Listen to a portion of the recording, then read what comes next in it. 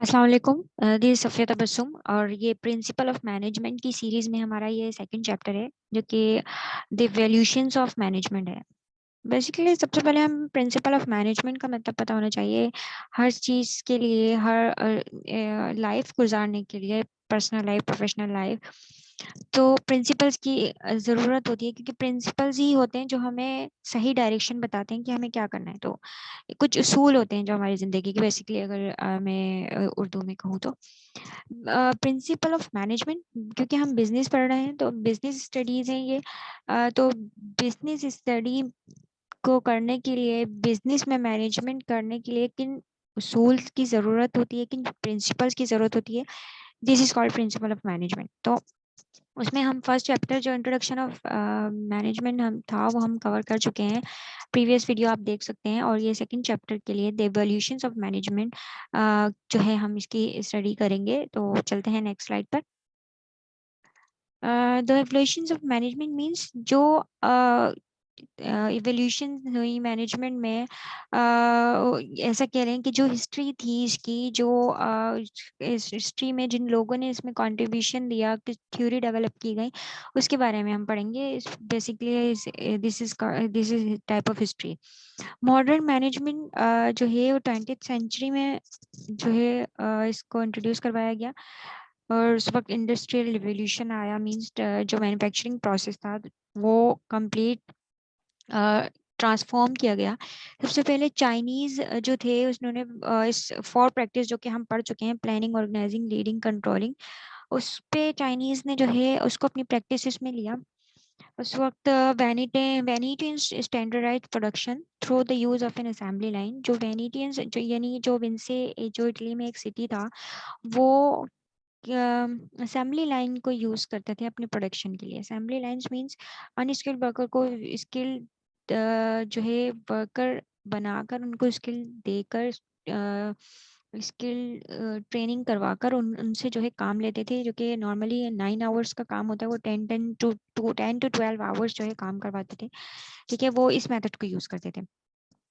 Then उस पे उसकी उसमें जो उसमें इनप्रोफेशनलिज्म आ रहा था, उसमें बहुत प्रॉब्लम्स आ रही थी, अनएक्सपेक्टेड इश्यूज आ रहे थे। तो उन सब को देखते हुए वॉर्टन स्कूल और एमोस स्कूल ने जो है अपने स्कूल में बिजनेस स्टडी को इंट्रोड्यूस करवाया।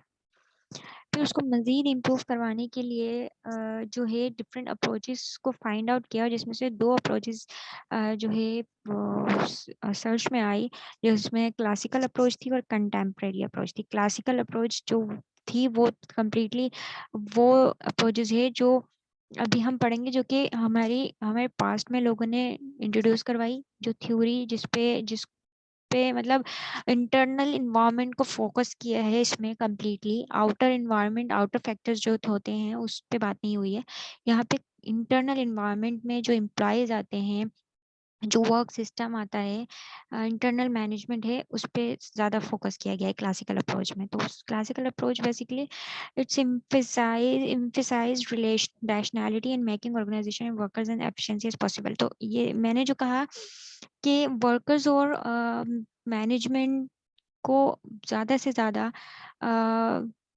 बेहतर बनाने के लिए क्लासिकल अप्रोच यूज़ की गई है। और उसमें तकरीबन 5 अप्रोचेस हैं, 5 जो है एस्पेक्ट्स हैं जिस पे काम किया है डिफरेंट लोगों ने, जो कि अभी हम आगे पढ़ेंगे। सबसे पहले देखेंगे सिस्टमैटिक मैनेजमेंट।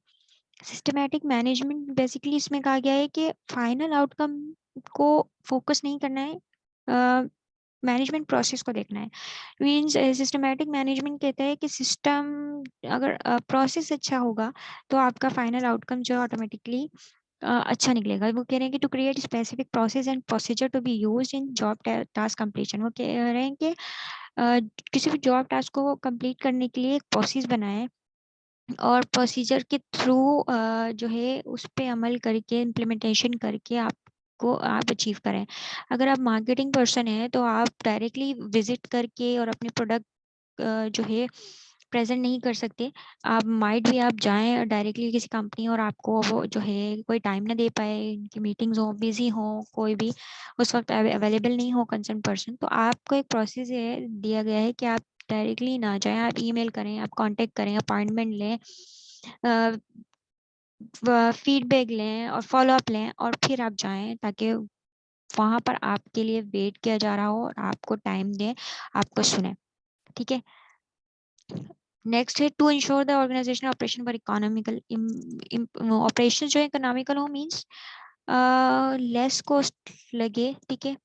वेल्थ मैक्सिमाइजेशन तो हो, बट ज़्यादा out of the limit wealth जो है कंपनी का पैसा जो है वो ना लगे। तो मार्केटिंग पर्सन, अगर आप प्रोसीजर को फॉलो नहीं करेंगे, आप डायरेक्ट जाकर विजिट करेंगे, तो आपका जो कंपनी पेट्रोल प्रोवाइड कर रही है मार्केटिंग पर्सन को, तो हो सकता है वो वेस्ट और कंपनी को सफर करना पड़े। तो ये सारी चीज़ें हैं, कंपनी को एक्स्ट्रा जो है वो ना पे करना पड़े, मींस कंपनी का जो ऑपरेशन है वो इकोनॉमिकल हो।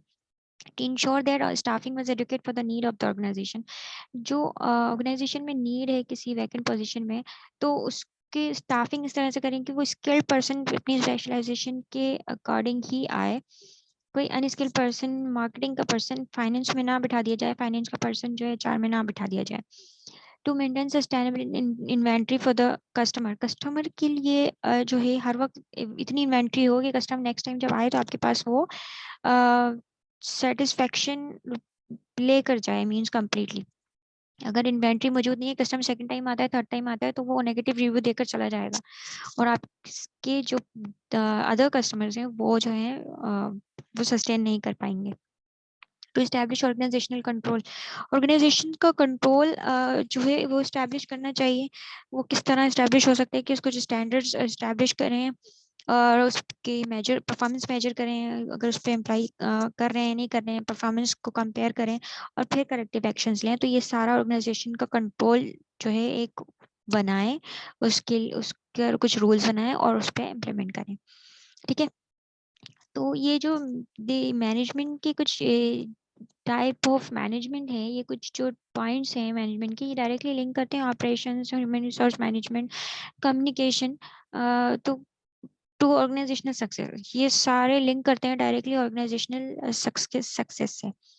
अब नेक्स्ट हम पढ़ेंगे प्री साइंटिफिक मैनेजमेंट। पहले हमने सिस्टमैटिक देखा, अब हम प्री साइंटिफिक देख रहे हैं। इसमें कह रहे हैं कि 18th सेंचुरी में जो है इंडस्ट्रियल रेवोल्यूशन आया। इंडस्ट्रियल रेवोल्यूशन जैसे कि मैन्युफैक्चरिंग का पूरा प्रोसेस जो था वो ट्रांसफॉर्म कर दिया गया, मॉडर्न मशीनरीज आई और बिल्कुल उसके चेंजेस की वजह से तमाम प्रोडक्शन प्रोसेस में, इक्विपमेंट, टूल्स वगैरह में चेंज आया।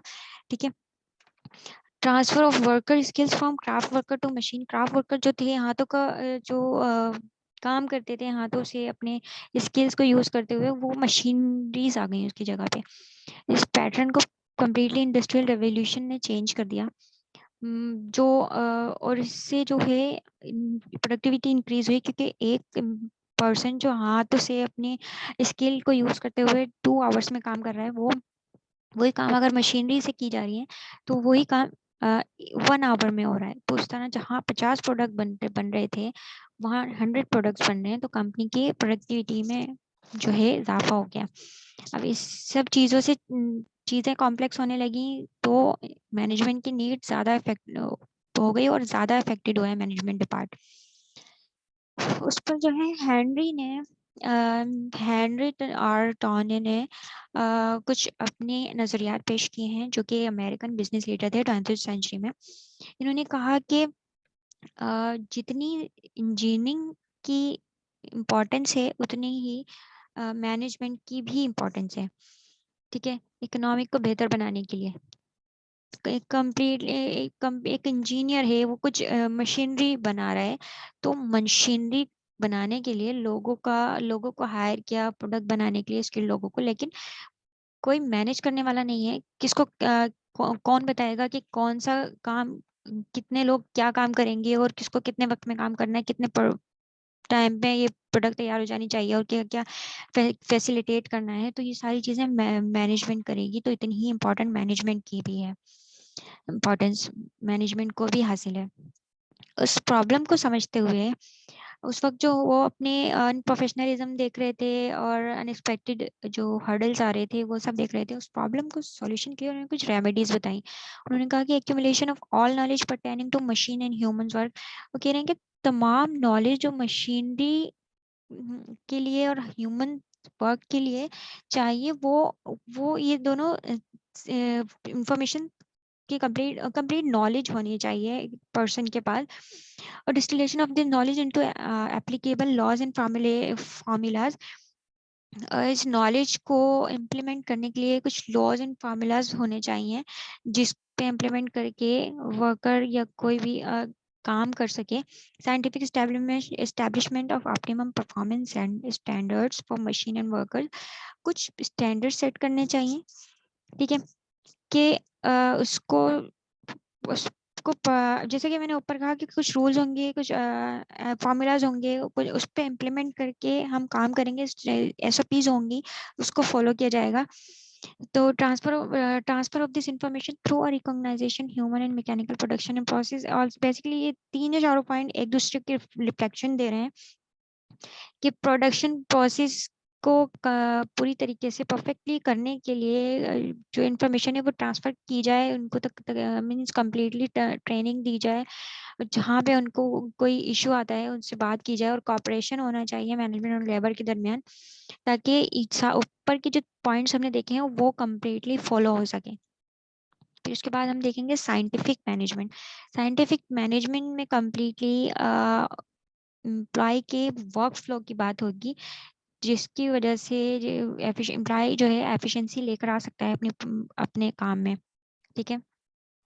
इसमें हम बेसिकली साइंटिफिक मैनेजमेंट में हम पीपल और टास्क के दरमियान जो रिलेशनशिप है उसको रीडिज़ाइन करेंगे ताकि हायर एफिशिएंसी और प्रोडक्टिविटी आ जाए।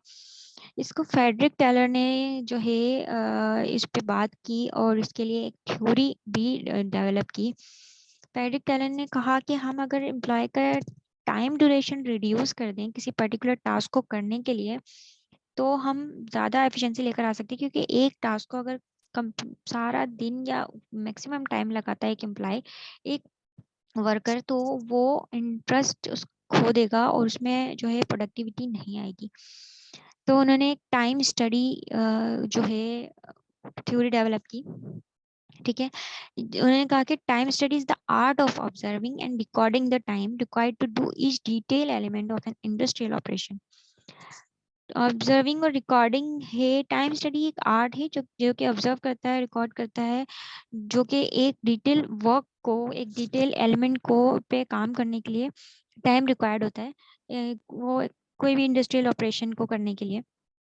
तो time study standardise the time taken by the average worker to perform this operation. Time study जो है एक स्टैंडर्डाइज टाइम बना देगा जो कि एक पर्टिकुलर टास्क को करने के लिए रिक्वायर्ड होता है। उन्होंने कहा कि इंक्रीज करते हैं एफिशिएंसी एम्प्लॉय की, तो उसके लिए कुछ प्रिंसिपल उन्होंने जो है बताए फेडरिक टेलर ने। उन्होंने कहा कि जॉब परफॉर्मेंस को ज़्यादा से ज़्यादा स्टडी करो और न्यू वे लेकर आओ, ठीक है। उसको डिटेल में उसकी इंफॉर्मेशन गैदर करो और टाइम कितना रिक्वायर्ड है, उसमें कितनी एनर्जी, कितनी मूवमेंट रिक्वायर्ड है एक वर्कर की, वो फाइंड आउट करो। ट्राई डिफरेंट मेथड्स को ट्राई करो किसी एक काम को करने के लिए और चूज करो एक बेस्ट वन, ठीक है। फिर वो कहते हैं कि न्यू मेथड को रूल्स में लेकर आए और तमाम वर्कर को वो सिखाएं। फिर वो कहते हैं कि select workers according to their skill match. जहाँ पे स्किल मैच हो रही है उसको उसी काम पे लगाया जाए, अदरवाइज कोई डिफरेंट काम नहीं दिया जाए, ठीक है। Establish a fair level performance and pay for high performance. Worker should benefit from higher output. जितना अच्छा परफॉर्मेंस का लेवल होगा उतनी सैलरी और इतनी परफॉर्मेंस हाई पे किया जाएगा परफॉर्मेंस के लिए। किसी को बाइसनेस नहीं आएगी, किसी को एक्स्ट्रा पे नहीं किया जाएगा। उनकी टाइम थ्योरी को सपोर्ट में गैल्ब्रिच आए, उन्होंने अपना कंट्रीब्यूशन दिया, जिसमें से गैल्ब्रिच में फ्रैंक बी और लिलियन एम गैल्ब्रिच है, ठीक है। उनको दोनों को जो है कंबाइन करके गैल्ब्रिच कहा जा रहा है। इन्होंने जो है एम्प्लॉय की मोटिवेशन पे काम किया। उन्होंने कहा कि एम्प्लॉय की वो मोशन पे मीन्स उसकी मूवमेंट पे, उसकी हरकत पे, उसकी एनर्जी को हम जो है मिनिमाइज कर दें, मिनिमाइज इस तरह के डिवाइड कर दें एक टास्क को डिफरेंट लोगों में, और फिर हम देखें उस एम्प्लॉय में कितनी प्रोडक्टिविटी आ रही है। तो उन्होंने कम्प्लीटली एम्प्लॉय की मोटिवेशन पे काम किया, ठीक है। और उन्होंने कहा कि उन्होंने वन बेस्ट वे को प्रमोट किया। उन्होंने कहा कि इससे एक बेस्ट वे एम्प्लॉय को दिया जाए काम करने का, जो कि अभी हम पीछे फ्रेडरिक टेलर की उसमें रीड करके आए हैं कि उन्होंने कहा है कि एनालाइज करें, डिटर्मिन करें, इंफॉर्मेशन गैदर करें और एक बेस्ट मेथड फाइंड आउट करें और वही वर्कर्स को सिखाएं। तो इन्होंने उनकी बात को प्रमोट करते हुए कहा है कि वन बेस्ट वे फाइंड आउट करें। फिर आगे जो है बताया जा रहा है कि लिलियन जो है एफ फ्रैंक की जो वाइफ है, वो पायनियर है मॉडर्न ह्यूमन रिसोर्स मैनेजमेंट की, कि उन्होंने जो इसको इंट्रोड्यूस करवाया, ठीक है। अब आगे वो कह रहे हैं कि टाइम एंड मोशन, जो कि इन्होंने इस स्टडी को जो है, इस थ्योरी को जो है डेवलप किया। इसमें इन्होंने वैरायटी ऑफ प्रोसीजर की बात की, system analysis and improving work method, जिस जो कि टाइम एंड मोशन को मिला के एक थ्योरी बनाई गई जो कम्प्लीटली इम्प्रूव वर्क मेथड को इम्प्रूव करने के लिए है। So time and motion study in the evolution of industrial performance, analysis of the time span is going through the different motion of a job series of jobs. Such analysis were in turn used to add standardization of work and in checking the efficiency of people and equipment and the mode of their combination. इस time और motion की combination से employ का time standardise कर दिया जाएगा और motion के इतने टाइम में इतनी आपकी एफर्ट्स लगेंगी और ये काम हो जाना चाहिए, ठीक है। और इसमें हो जाएगा इतने टाइम में और प्रोडक्टिविटी भी आएगी। अब उस पे हेनरी गैंट थे एक पर्सन, जिन्होंने अपना कंट्रीब्यूशन किस तरह दिया, गैंट चार्ट को जो है बनाकर बताया कि आप इसका यूज करके एक्टिविटी को अपने जो है समराइज कर देंगे, डिफरेंट पार्ट्स में डिस्ट्रीब्यूट कर देंगे। कि उन्होंने चार्ट बना दिया, चार्ट हम आगे देखते हैं। उन्होंने कहा कि ये लेट सपोज ये होम कॉन्ट्रैक्टर का चार्ट है, जिसमें वीक 1 में वो काम करेगा, प्लान्स बनाएगा, और वीक 1 में के फर्स्ट डे में प्लान बनाएगा, सेकंड डे में रफ फ्रेमिंग करेगा, थर्ड डे में इलेक्ट्रिकल वर्क करेगा, सिक्स या सेवेंथ वे में वो कम्प्लीटली फाइनल इलेक्ट्रिकल वर्क कर देगा या कैबिनेट ऑर्डरिंग करेगा, वीक 2 में वो फाइनल इलेक्ट्रिकल वर्क कर देगा, वीक 4 में वो फाइनल इंस्पेक्शन करेगा। मींस इस तरीके से उन्होंने चार्ट बना के बताया कि कोई भी काम करने के लिए आप इस तरीके से एक चार्ट बना सकते हैं, जो कि आपको बताएगा कितना काम कितना हुआ, या इस ईयर में कितना काम किया गया, इसमें कितनी फ्लक्चुएशन आई, ईटीसी, जो कि हम कितना यूज करते हैं हर अपने डिफरेंट स्टडीज में भी। तो ये गैंट चार्ट ने जो है इसको प्रमोट किया था, इसको इंट्रोड्यूस करवाया था। अब साइंटिफिक मैनेजमेंट में बहुत सारे लोगों ने अपने नेगेटिव कमेंट्स दिए, मीन्स उस पर क्रिटिसाइज किया कि इससे कुछ डिसएडवांटेज भी हो सकता है। तो उन्होंने कहा, वर्कर्स ने कहा कि जितनी स्पीड बढ़ाएंगे उतनी उतनी हो सकता है जो हेल्थ हेल्थ जो है वो उस इफेक्टेड हो, ठीक है। कुछ कह रहे हैं कि एम्प्लॉय जो है सोचना छोड़ देंगे, कुछ कह रहे हैं कि अगर वर्क जल्दी खत्म हो गया तो मीन्स रूटीनली ऐसा हो गया कि वर्क जल्दी खत्म हो जाता है टाइम ड्यूरेशन से पहले, तो इंटरेस्ट लेस हो जाएगा, बॉर्डम हो जाएगा कुछ इस तरह का। कुछ कह रहे हैं कि अगर वो उस टाइम को मीट नहीं कर पाए, अगर उस एम्प्लॉय को फायर कर दिया गया तो अनएम्प्लॉयमेंट होगी। कुछ कह रहे हैं यूनियन वीक हो जाएगी। मीन जब सारे इश्यूज मैनेजमेंट देख रही है, इन्होंने सॉर्ट आउट कर दिया, तो यूनियन वीक हो सकती है। फिर कुछ कह रहे हैं कि वर्कर्स के का शेयर जो है वो कम हो जाएगा। कंपनी अगर अच्छी चलती है या कुछ बेनिफिट होता है तो वर्कर्स को शेयर दिया जाता है, लेकिन यहाँ पे मैनेजमेंट किसी किस्म का इशू नहीं आने दे रही है, कंपनी अच्छी ही चल रही है, तो वर्कर को शेयर जो है बहुत मिनिमम दिया जाएगा। ये उन क्रिटिसिज्म था एम्प्लॉय की तरफ से। अब एम्प्लॉयर की तरफ से यानी बिजनेस की तरफ से क्या क्रिटिसिज्म आया, वो कह रहे हैं कि हैवी इन्वेस्टमेंट रिक्वायर्ड होगी, प्लानिंग डिपार्टमेंट जब अलग बनाएंगे तो मैनेजमेंट एक अलग डिपार्टमेंट होगी, तो इन्वेस्टमेंट हैवी हो जाएगी। कुछ कह रहे हैं कि लॉस्ट ड्यूटी टू रीऑर्गेनाइजेशन। अब एक ऑर्गेनाइजेशन का स्ट्रक्चर बना हुआ है, जब उसको रीऑर्गेनाइज करेंगे तो लॉस होगा, वही हेवी इन्वेस्टमेंट वाली बात। Unsuitable for small scale firm, छोटे लेवल की फर्म के लिए ये सूटेबल नहीं है कि वो अपना एक पूरा डिपार्टमेंट को रीऑर्गेनाइज करें, तो उसमें इतनी हैवी इन्वेस्टमेंट करें, ये सूटेबल नहीं है। ये क्रिटिसिज्म एम्प्लॉय की तरफ से आया। अब कुछ कंट्रीब्यूशन भी आया जिन लोगों ने इसको अप्रिशिएट किया। उन्होंने कहा कि emphasise on rational thinking on the part of management को इस तरह से प्रमोट करना ये एक रैशनल थिंकिंग है। कुछ कह रहे हैं कि एक बेटर मेथड है इंडस्ट्रियल वर्क को सिस्टमेटिक बनाने के लिए। कुछ कह रहे हैं कि emphasise on planning and control of production, control of production पे जो है ये एम्फसाइज करता है, प्लानिंग पे एम्फसाइज करता है, ये बहुत अच्छी चीज़ है। कॉस्ट अकाउंटिंग को प्रमोट कर रहा है, डेवलप कर रहा है, क्योंकि ट्रेडिशनल अकाउंटिंग इतनी ज़्यादा बेहतर नहीं है इसके लिए। कॉस्ट अकाउंटिंग को प्रमोट किया, जो कि फर्म को जिस फर्म यू एस्टिमेट करती है cost of their product, profitability analysis, inventory valuation, cost of control, इन सब को कंट्रोल करता है। और फिर कुछ ये कमेंट्स आई कि ये डेवलप करता है incentive plans of ways payment based on the systematic study of work. एक सिस्टमैटिक स्टडी है जो कि इंसेंटिव प्लान भी दे रही है, वेज पेमेंट भी दे रही है। फिर कुछ कह रहे हैं कि focus on need for a separate personal department, इसका जो फोकस है वो पर्सनल एक सेपरेट डिपार्टमेंट पर है। कुछ कह रहे हैं कि focus on the problem of fatigue and rest in the industrial work, ये जो है फोकस करते हैं उन प्रॉब्लम पर जो इंडस्ट्रीज को वर्क के वाइल वर्किंग कुछ लोगों से या कुछ प्रॉब्लम्स का सामना करना पड़ा है, तो ये फोकस करता है उनको। अब नंबर 4 है फायोल्स एडमिनिस्ट्रेटिव मैनेजमेंट। फायोल्स कहते हैं, फायोल्स ने एडमिनिस्ट्रेटिव मैनेजमेंट को इंट्रोड्यूस करवाया। बेसिकली एडमिनिस्ट्रेटिव मैनेजमेंट है मैनेजिंग इंफॉर्मेशन थ्रू पीपल, जिसमें प्लानिंग, ऑर्गेनाइजिंग, लीडिंग, कंट्रोलिंग, इन सब का यूज करते हुए पीपल के थ्रू, क्योंकि एडमिनिस्ट्रेटिव मैनेजमेंट एक पीपल कुछ लोग हैं जो मैनेजमेंट कर रहे हैं through information, through people managing information हो रही है। तो इन 4 फंक्शंस का यूज हो रहा है। हेनरी फायल जो है मॉडर्न मैनेजमेंट के फादर थे, मीन्स वो उन्होंने ही इसको डेवलप किया है। हेनरी फायल जो है वो इंजीनियर थे बाय प्रोफेशन, और एक फ्रेंच कोल माइनिंग कंपनी में as a general manager work कर रहे थे। उस वक्त वो कंपनी बहुत क्राइसिस में चल रही थी जब हेनरी फायल ने उस पर काम करना स्टार्ट किया।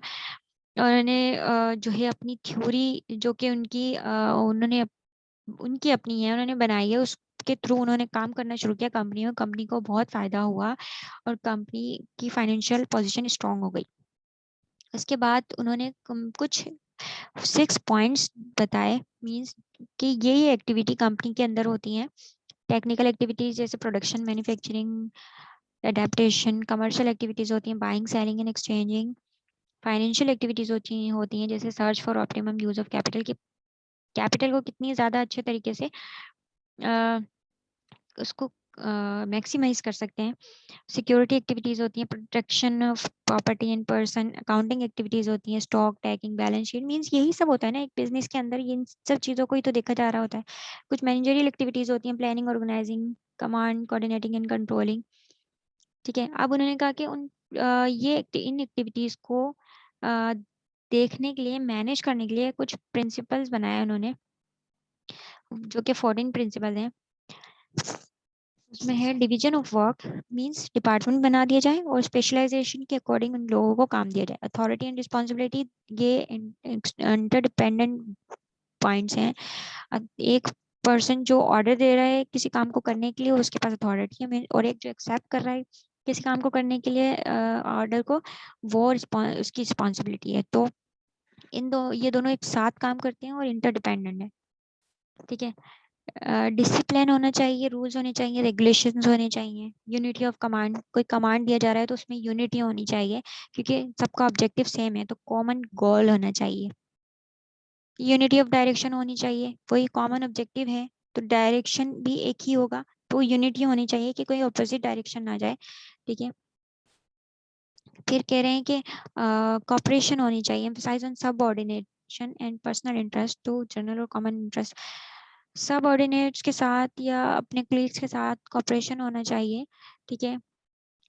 तमाम लोग एक के साथ कॉपरेट करें, हर एक बंदा तमाम लोगों के साथ कॉपरेट करे, तो इस तरीके से कॉमन इंटरेस्ट बढ़ेगा और साथ काम करने की जो है उनमें से उनका रिलेशन भी अच्छा होगा। फिर रिम्यूनरेशन होनी चाहिए, मींस फेयर पे होना चाहिए। नॉन फाइनेंशियल रिवॉर्ड जो है सबको मोटिवेट करता है, बट एम्प्लॉय का बेहद लिमिटलेस यूज नहीं करना चाहिए, ठीक है। उनको फेयर पे देनी है उनकी परफॉर्मेंस के अकॉर्डिंग। फिर सेंट्रलाइज इन्वायरमेंट होना चाहिए कि कोई किसी से भी उठ के जो है मिडिल लेवल वाला या सीनियर लेवल वाला या बिल्कुल लाइन मैनेजर में या वर्कर में से कोई भी डायरेक्टली टॉप मैनेजमेंट के पास नहीं जा सकता, या बिल्कुल कोई डिसेंट्रलाइज इन्वायरमेंट नहीं होना चाहिए। सेंट्रलाइज, बिल्कुल centralise means top to level, top to down, down to top. और डिसेंट्रलाइज मीन्स कोई भी किसी भी डिपार्टमेंट का बिल्कुल इनिशियल लेवल या वर्कर जो है लाइन मैनेजर या उसके अंडर में जो काम करें वो डायरेक्ट टॉप मैनेजमेंट से जाके नहीं डिस्कशन कर सकते। तो एक प्रोसेस होना चाहिए, मीन्स इन्वायरमेंट बहुत बैलेंस होना चाहिए, ठीक है।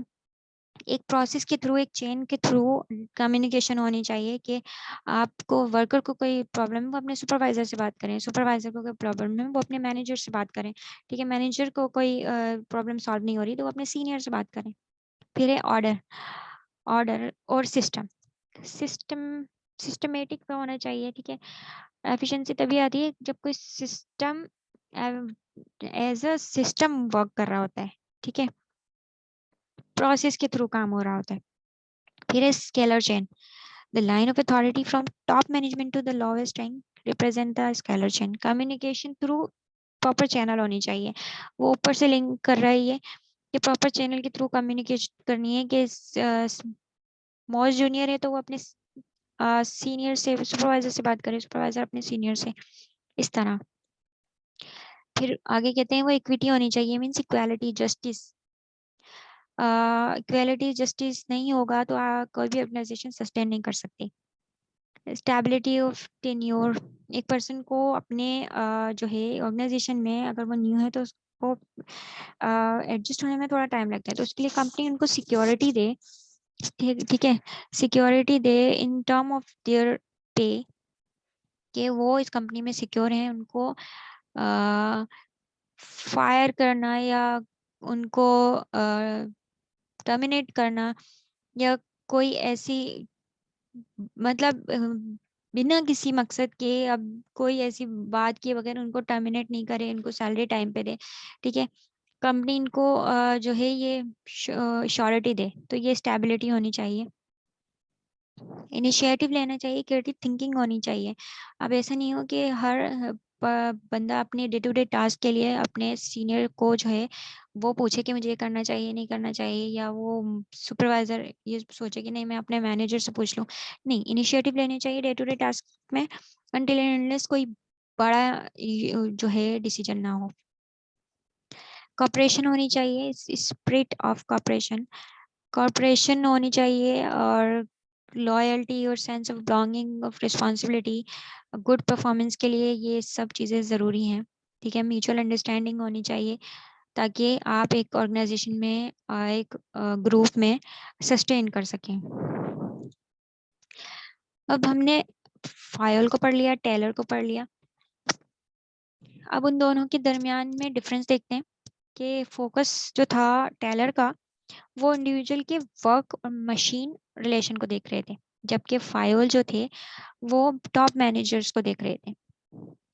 बेसिक डिफरेंस ये था टेलर का कि वो बिल्कुल बॉटम से उन्होंने देखना शुरू किया था कि उन उस बिल्कुल इनिशियल लेवल पे जो बिल्कुल स्टार्ट पे वर्कर्स होते हैं नीचे से उन्होंने स्टार्ट किया था, और फाइल ने जो है बिल्कुल टॉप से स्टार्ट किया था। मैनेजर्स की बेहतरी के लिए उन्होंने जो है अपनी थ्योरी दी थी, और जो है टेलर ने जो है बॉटम से बिल्कुल वर्कर्स के लिए दी थी अपनी थ्योरी। की कॉन्सेप्ट में था कि फेडरिक टेलर का जो टोटली फोकस था वो साइंटिफिक मैनेजमेंट थ्योरी था। उसमें वो work using scientific method to determine the one best way, वो वन बेस्ट वे को प्रमोट कर रहे थे, जबकि हेनरी फायल ने 5 फंक्शंस बताए थे और 14 प्रिंसिपल बताए थे। कंट्रीब्यूशन ये था कि फेडरिक जो है इम्प्रूव करना चाह रहे थे फैक्ट्री की प्रोडक्टिविटी एंड एफिशिएंसी, जबकि हेनरी फाइल जो है वो मैनेजमेंट को और प्रोफेशन को पे फोकस कर रहे थे कि कम्प्लीटली मीन्स वो एक पूरा प्रोसेस मैनेजमेंट जो है वो बेहतर होगी तो सब चीज़ें बेहतर हो जाएंगी। उन्होंने वो पूरा सिस्टमेटिक देख रहे थे। तो ये इन दोनों के इसमें थोड़ा डिफरेंस था। आगे मैक्स वेबर आए। मैक्स वेबर का था ब्यूरोक्रेसी को लेकर आए मैनेजमेंट में। उनका था कि वो स्ट्रिक्ट रूल होने चाहिए, regulation, paper work, written work होना चाहिए। तो उन्होंने कहा कि जब वो ब्यूरोक्रेसी आ जाएगी तो कुछ जो है फायदे आएंगे, वो हम देख लेते हैं। उन्होंने कहा कि division of labour means divisions बना दें, सबका टास्क उनके स्किल के अकॉर्डिंग दें। उन्होंने कहा अथॉरिटी हायरार्की बना दें, हायरार्की होगी तो सबके पास उनकी हायरार्की के अकॉर्डिंग अथॉरिटी होगी, वो उस बेस पे डिसीजन ले सकते हैं। सबको ये पता होगा कि उन्हें किसको रिपोर्ट करना है। फॉर्मल सिलेक्शन मींस उनकी टेक्निकलिटीज और क्वालिफिकेशन के बिहाफ पे जो है सिलेक्शन होगी। उन्होंने कहा रूल्स रेगुलेशंस होंगे सबके लिए रिटर्न फॉर्म में, वो जो है उस पर इम्प्लीमेंट करना होगा। उन्होंने कहा पर्सनैलिटी नहीं होनी चाहिए, मीन्स रूल्स एंड रेगुलेशन सबके लिए एक होने चाहिए। ठीक है, वो फिर कहते हैं करियर ओरिएंटेशन होना चाहिए। मैनेजर्स और करियर प्रोफेशनल्स, मैनेजर जो होंगे वो प्रोफेशनल्स होंगे, नॉट पर्सन जो भी जो कि ऑनर होगा किसी भी यूनिट का। ठीक है, तो इन्होंने कहा कि ये ऐसा होना चाहिए, मैक्स वेबर ने कहा। फिर कुछ लोगों ने जो है मैक्स वेबर की ब्यूरोक्रेसी के लिए जो पॉइंट थे उसको जो है नेगेटिव बताया। उन्होंने कहा कि इसके इसके जो है कुछ डिसएडवांटेजेस भी हैं। उन्होंने कहा कि पोर एफिशिएंसी ऑफ सर्विस हो जाएगी, क्योंकि इतना स्ट्रिक्ट इन्वायरमेंट हो जाएगा तो लोग जो है नहीं रह पाए, सस्टेन कर पाएंगे। कुछ कह रहे हैं कि वर्क को डिवाइड कर देंगे अगर, तो ह्यूज डिफरेंस आ जाएगा एम्प्लॉयज में, एम्प्लॉय की सैलरी में। फिर कुछ कहते हैं कि इतना पेपर वर्क हो जाएगा तो डिलीवरी जो होगी सर्विसेज की या प्रोडक्ट की उसमें डिले आना शुरू हो जाएगा। नेपोटिज्म आ जाएगा कि लोग अपने अथॉरिटी को गलत इस्तेमाल करेंगे और अपने जो है ब्लड रिलेशन को हायर करना शुरू कर देंगे। फिर कह रहे हैं ब्यूरोक्रेटिक करप्शन आ जाएगा, सब अपनी अथॉरिटी का गलत फायदा उठाएंगे और करप्शन करना शुरू कर देंगे। हो सकता है कोई सीनियर पर्सन अपना जॉब टास्क जूनियर से करवा ले, कोई इस तरह का भी करप्शन आ सकता है। पेपर वर्क इंक्रीज हो जाएगा तो कॉस्ट ऑफ मटेरियल इंक्रीज हो जाएगी। डिसीजन मेकिंग जो है वो हर हायरार्की में डिफरेंट लोगों को अथॉरिटी हासिल होगी तो हर कोई डिसीजन ले रहा होगा। ठीक है, और उनके डिसीजन पे इम्प्लीमेंट करना होगा, ये जूनियर की जो है रिस्पॉन्सिबिलिटी बन जाएगी। अब जो है फिफ्थ पॉइंट है, क्लासिकल अप्रोच का फिफ्थ पॉइंट है जो कि है ह्यूमन रिलेशन के ऊपर। ह्यूमन रिलेशन को मैनेजमेंट करने की बात होगी यहाँ पे। एक हॉथरॉन स्टडी की गई जो कि एल्टन मायो रिसर्चर थे, उन्होंने की। वेस्टर्न इलेक्ट्रिक कंपनी में ये रिसर्च की गई ह्यूमंस पर, और उनसे इंटरव्यू लिया गया। उनको लोगों को जो है अपने जॉब टास्क में से टाइम दिया गया कि वो दूसरों से मिलें जुलें बात करें। ठीक है, फाइनल फाइंडिंग क्या निकाली कि प्रोडक्टिविटी इंक्रीज हुई। लोगों को जो काम दिया गया था वो उस वर्किंग कंडीशन में, जो कंडीशन उस वक्त उन्होंने रिसर्च के दरमियान दी थी, जो हालात उस टाइम दिए थे कि आपस में मिलना जुलना बात करना, उस चीज से प्रोडक्टिविटी आई। ठीक है, इंसेंटिव प्लान ऑफर किया था, उसने इतना बेनिफिट नहीं दिया जितना वो जो सोशल नॉर्म्स थे, ग्रुप डिस्कशन थी, लोगों का एटीट्यूड था, वो जो इन्फ्लुएंस कर रहा था दूसरे पर्सन पर, वो जो बिहेवियर था एक पर्सन का दूसरे पर्सन के साथ या वर्क के साथ, उसने जो है ज्यादा प्रोडक्टिविटी दी बनिस्बत मॉनेटरी टर्म के या इंसेंटिव जो उन्होंने दिया था उसके। तो ये जो है कंक्लूजन निकला उस रिसर्च का।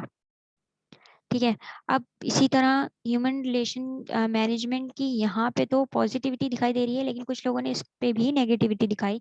उन्होंने कहा कि अगर ह्यूमन रिलेशन पे फोकस करेंगे तो लिमिटेड वर्क हो जाएगा, मींस लोग काम पे कम ध्यान देंगे, आपस के ताल्लुक को ज्यादा देखेंगे। फिर over emphasizing on group group की पे डिपेंडेंट ज़्यादा हो जाएंगे। लोग एक दूसरे से डिस्कशन करेंगे, किसी हर छोटी बात को एक दूसरे के साथ शेयर करेंगे। फिर कहने लगे कि स्ट्रेचिंग ऑफ ह्यूमन रिलेशन। फिर जब जहाँ 4 लोग बैठते हैं तो वहाँ पे इमोशंस भी जुड़ जाते हैं, फिर वो रिलेशनशिप बन जाते हैं, तो वो वर्क पे भी उसी स्ट्रेच करते जाएंगे उसको। फिर सोशियो साइकोलॉजिकल फैक्टर भी आ जाएगा। ठीक है, जितने लोग उतनी उतनी उतने माइंड उतनी साइकोलॉजिकल जो है इश्यूज क्लैशेस। ठीक है, ये सब स्ट्रेस आ जाएगा, लोग उसको हैंडल करते रहेंगे या काम पे ध्यान देंगे। तो ये क्रिटिसिज्म लोगों ने दिया था। अब देखेंगे हम क्लासिकल अप्रोच हमारा खत्म हुआ, अब हमारा शुरू हो रहा है कंटेम्प्रेरी अप्रोच। कंटेम्प्रेरी मतलब मॉडर्न। जो हमने पहले पढ़ा वो तकरीबन हिस्ट्री थी, अब जो वो तकरीबन इंटरनल इश्यूज को देखे जा रहे थे। अब ये कंटेम्प्रेरी अप्रोच में हम क्या देख रहे हैं, मॉडर्न इश्यूज को, मॉडर्न अप्रोचेस ऑफ मैनेजमेंट। ठीक है, क्वांटिटेटिव मैनेजमेंट। क्वांटिटेटिव क्वांटिटी से निकला है। क्वांटिटी जो होती है वो नंबर्स में होती है, तो जो ये नंबर्स हैं, ये हाइपोथेटिकली हम देखते हैं कुछ सिनेरियोज क्या क्वांटिटेटिव मैनेजमेंट को समझने के लिए। एक बिजनेस में कितना एक प्रोडक्शन हो रही है, कितने यूनिट की प्रोडक्शन हो रही है, नेक्स्ट में कितने यूनिट सेल हो गए, कितने जो है रिमेनिंग है, लेफ्ट ओवर जो है उनकी इन्वेंट्री। ठीक है, ये सब क्वांटिटेटिव में आता है।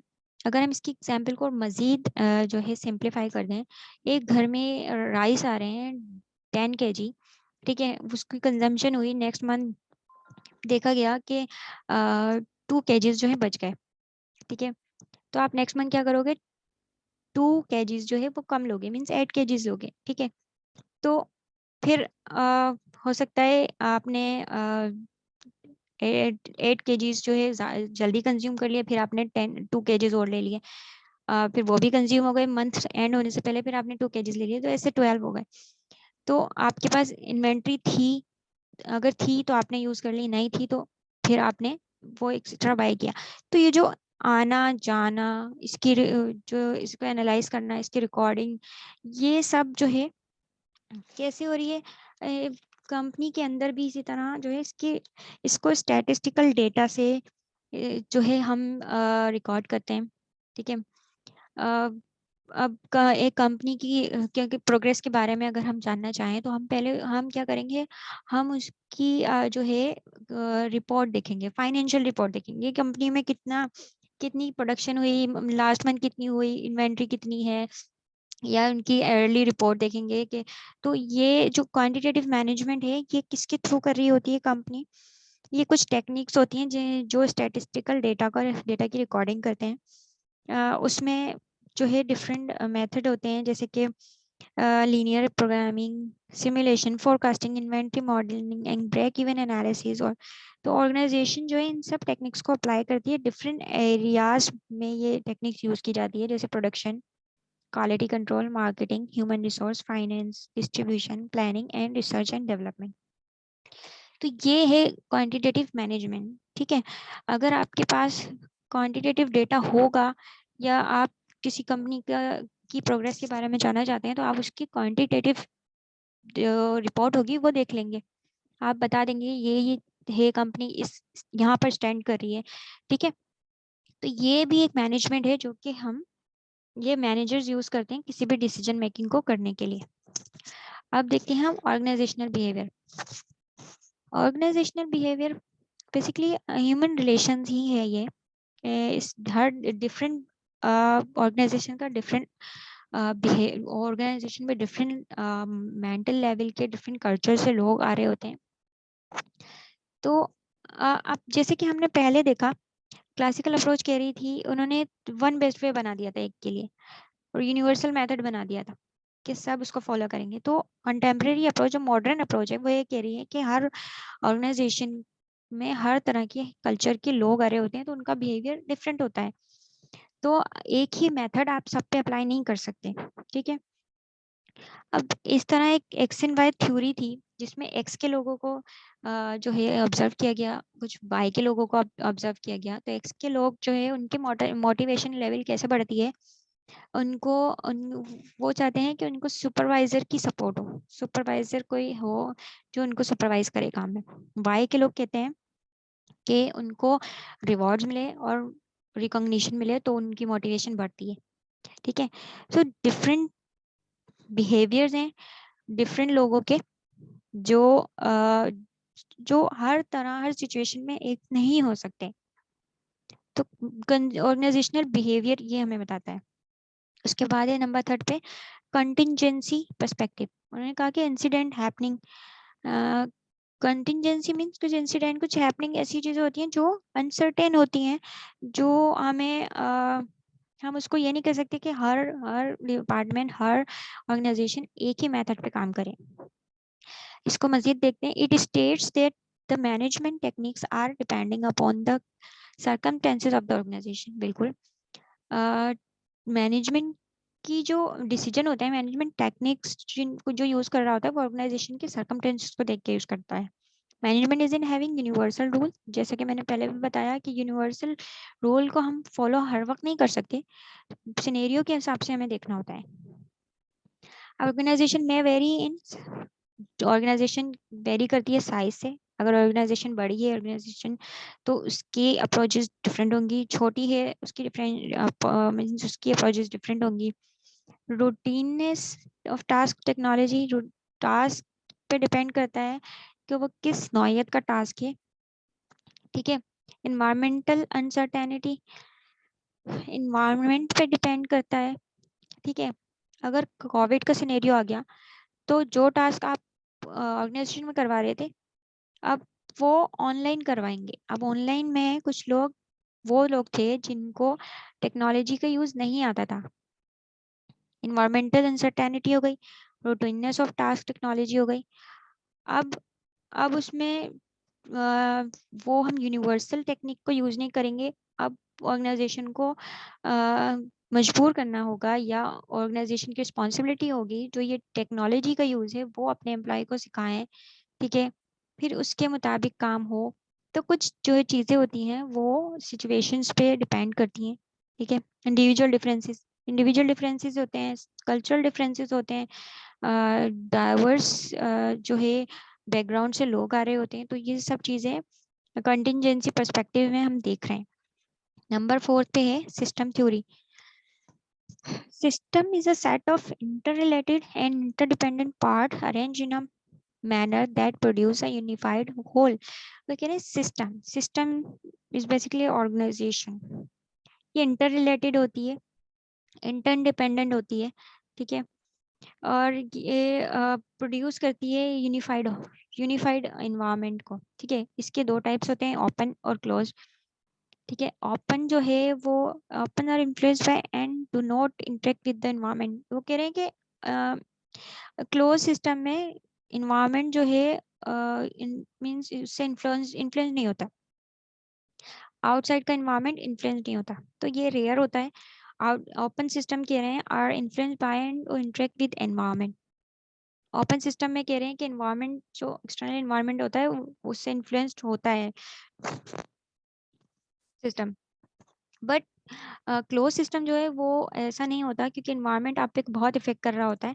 इन्वायरमेंट एक्सटर्नल इन्वायरमेंट ही बताता है। अब आपको अगर किसी प्रोडक्ट की कि अब प्रोडक्ट की नीड है नहीं है या प्रोडक्ट में इनोवेशन लानी है या नहीं लानी है, तो ये आपका एक्सटर्नल इन्वायरमेंट ही बता रहा होता है।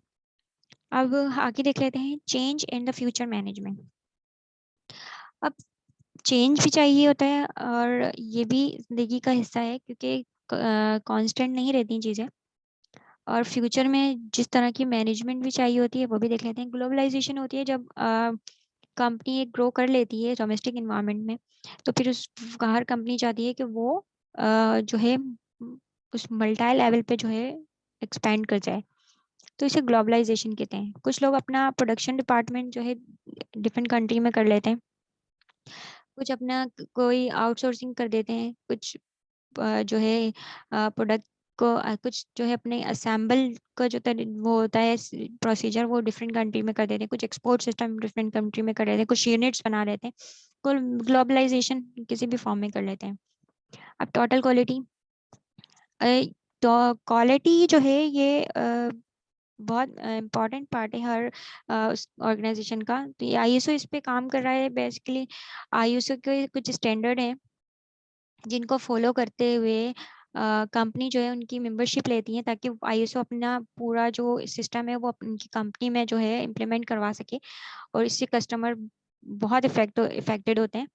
तो ये भी एक पार्ट है जो कि यूं कह सकते हैं कि फ्यूचर में इसकी अभी से इसकी बहुत अहमियत है, और मैनेजमेंट पूरी इस पे काम कर रही होती है। री इंजीनियरिंग, किसी ऑर्गेनाइजेशन का कोई सिस्टम री इंजीनियरिंग रीस्ट्रक्चर कर दिया जाए, कोई प्रोडक्ट को इम्प्रूव कर दिया जाए, तो basically this is called re engineering. An eye on the future means future पे आई होना चाहिए, क्योंकि चेंज हर मैनेजमेंट साथ साथ है, और जो है ये हर वक्त के साथ साथ जो है चेंज और मैनेजमेंट का जो रोल रहता है। तो नेक्स्ट स्लाइड है। थैंक यू सो मच आपको वीडियो देखने के लिए, और नेक्स्ट वीडियो के लिए चैप्टर 3 के लिए जो है आप नेक्स्ट वीडियो देख सकते हैं। ठीक है, थैंक यू सो मच। अल्लाह हाफिज़।